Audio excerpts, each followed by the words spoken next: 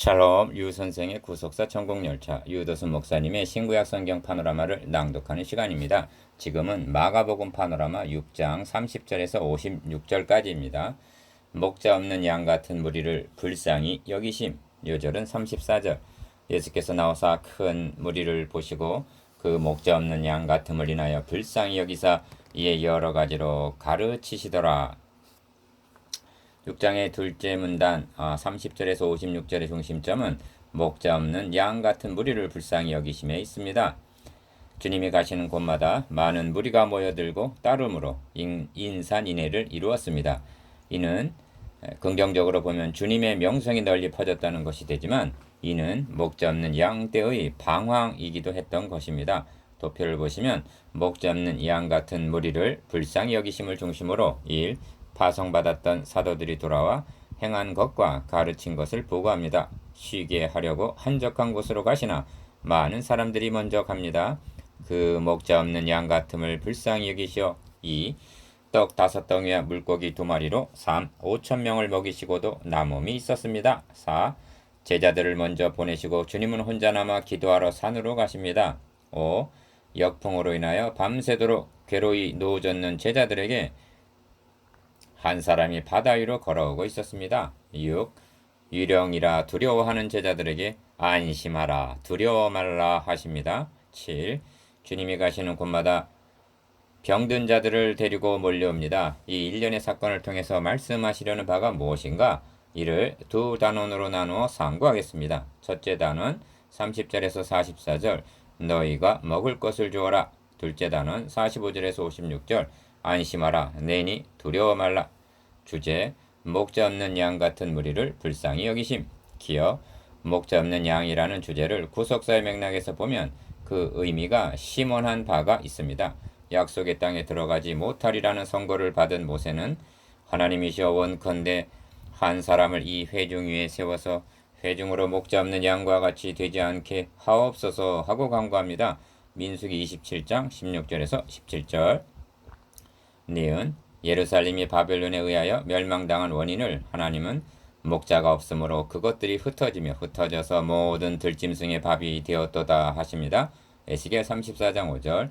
이를 달리 말하면 멸망당한 책임이 지도자들에게 있다는 뜻이 됩니다. 그래서 하나님은 지긋 내가 한 목자를 그들의 위에 세워 먹이게 하리니 그는 내 종 다윗이라 그가 그들을 먹이고 그들의 목자가 될지라 하십니다. 에스겔 34장 23절. 리을 그리하여 나주 여호와가 말하노라 나 곧 내가 내 양을 찾겠다. 에스겔서 34장 11절. 미음 내가 좋은 꼴로 먹이고 그 우리를 이스라엘 높은 산 위에 두리니 하십니다. 34장 14절. 이는 명백한 메시아에 대한 예언이었던 것입니다. 그 목자가 오신 것입니다. 비유 문제는 저들이 바라는 목자와 하나님께서 보내신 목자의 기대치가 다르다는 데 있습니다. 저들은 정치적인 목자를 구했으나 하나님께서 이루시려는 것은 유대 나라가 아니라 하나님의 나라 건설이었던 것입니다. 시옷 목자 없는 양이라는 주제는 그렇다면 오늘의 양무리에게는 목자 있는 시대인가 하고 자문하게 합니다. 첫째 단원 30절에서 44절 너희가 먹을 것을 주어라.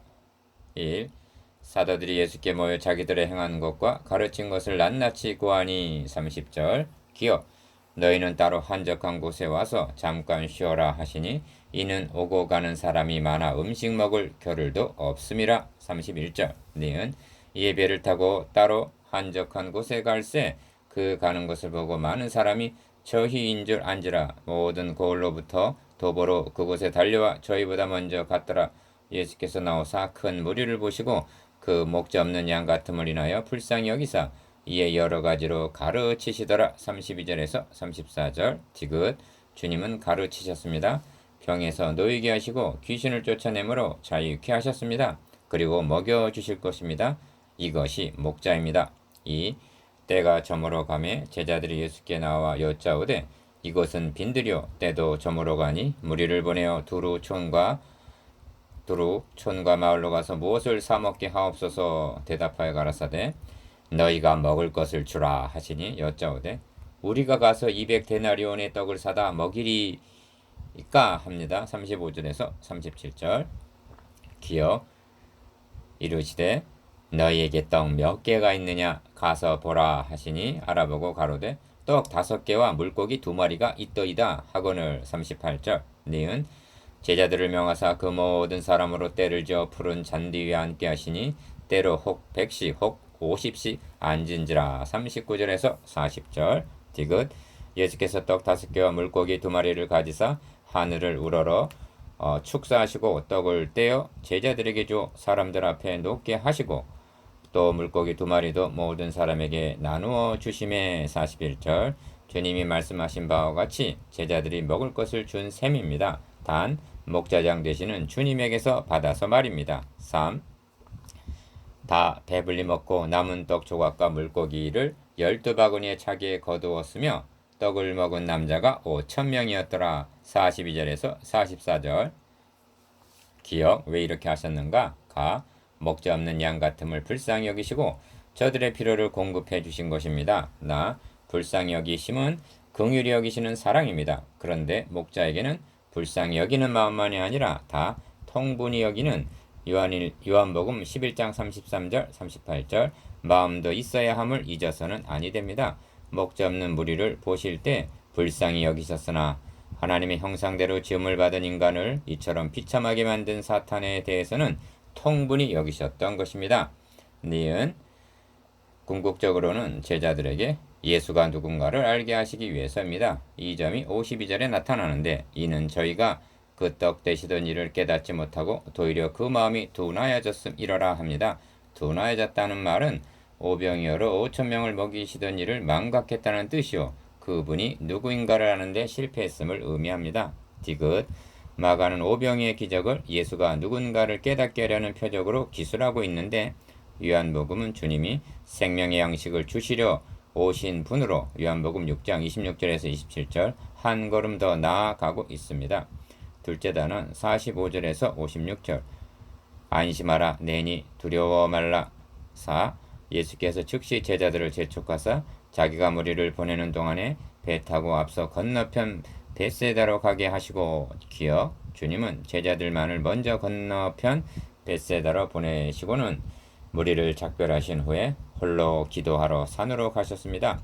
왜 제자들만 먼저 보내셨는가?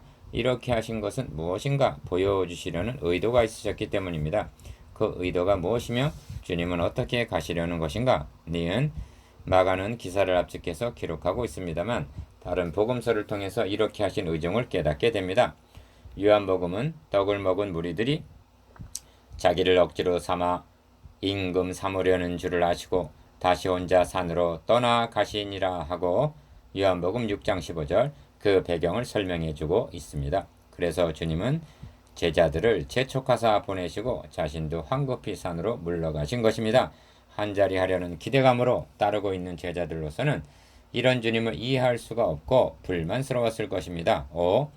저물매 배는 바다 가운데 있고 예수는 홀로 못해 계시다가 바람이 거스림으로 제자들의 괴로이 놓아졌는 것을 보시고 밤 사경쯤에 바다 위로 걸어서 저희에게 오사 지나가려고 하심에. 47절에서 48절 기억 밤 사경 새벽 3시에서 5시경쯤 바람으로 인하여 괴로이 노를 젓는 제자들에게 한 사람이 무리로 걸어오는 것이었습니다. 니은 제자들이 그의 바다 위로 걸어오심을 보고 유령인가 하여 소리 지르니 저희가 다 예수를 보고 놀람이라. 49절에서 50절 상반절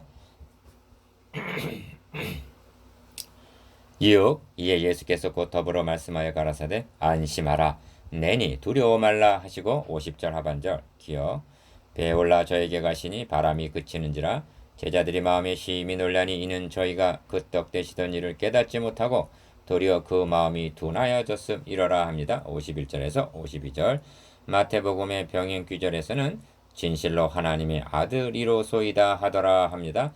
마태복음 14장 33절 니은 무리로 걸으신 이적은 왕 삼으려는 무리를 피하여 가신 주님에 대한 섭섭함을 깨우치시려는 제자들만을 위한 훈련 계획이었던 것입니다. 이에 제자들은 예수님을 정치적인 목자가 아니라 하나님의 나라 건설을 위하여 오신 주는 그리스도요 살아계신 하나님의 아들이심을 깨닫게 되었단 말인가? 7.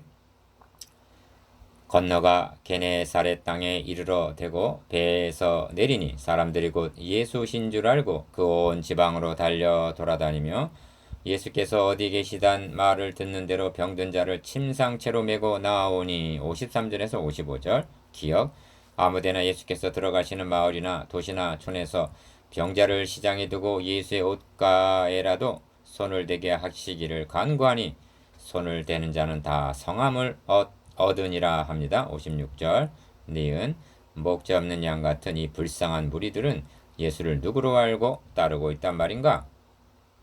8. 6장에는 이 사람이 누구냐 하는 점이 부각이 되어 있습니다. 기억 고향 사람들은 마리아의 아들 몫으로 알고 배척했고 니은 헤롯은 자신이 죽인 세례 요한으로 알고 두려워하고 있고 디귿 무리들은 잘 먹고 잘 살게 해줄 자로 또는 병 고치는 자로 알고 따르고 니을 제자들은 마음이 둔화해졌다고 말씀합니다. 문제는 오늘날 주여 주여 하면서 따로는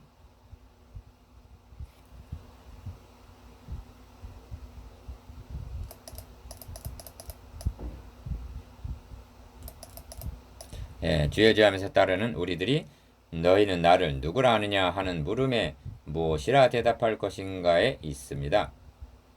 9. 묵상해 보겠습니다. 기억 목자 없는 양 같다는 구속사의 맥락에 대해서 니은 오병이어의 표적과 무리들이 반응에 대해서 디귿 무리로 걸으신 이적을 행하신 의도에 대해서